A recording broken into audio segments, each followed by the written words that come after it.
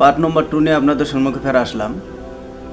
কোনো মানুষ যদি সাপ তার গলায় যদি দেখে যে পেছায় দিছে, মানে তার গলার ভিতরে মানে পূর্ণভাবে মানে ঘেরাদা ধরছে, এরকম যদি কোনো মানুষ স্বপ্নের ভিতরে যদি দেখেন অথবা সাপরে 3 টুকরা করে ফেলাইছেন, তাহলে তার ব্যাখ্যা এটা হতে পারে।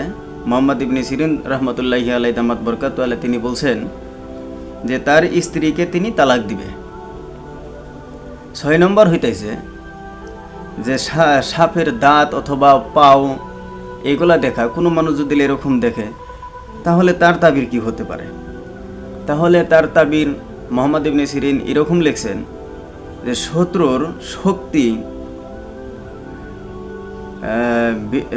বিব্রত অথবা চক্রান্ত বোঝায় থাকে। তাহলে আপনারা এটা বুঝবেন যে শত্রুর শক্তি বলা হয় আপনার মানে কোনো একটা কামের ভিতরে আপনাকে ফাঁসানোর জন্য চক্রান্ত মানে করা হইতেছে। তো লাস্ট নম্বর আরেকটা, কোনো মানুষ যদি এরকম দেখেন যে বিছানার ভিতরে সাপ আপনি দেখতে পাচ্ছেন, তাহলে তার ব্যাখ্যা এরকম হবে যে কোনো মানুষ যদি স্বপ্নের ভিতরে দেখে যে সাপ আমার বিছানায় আছে, তাহলে তার ব্যাখ্যা হইতেছে যে আপনার শত্রু আপনার কাছে আছে।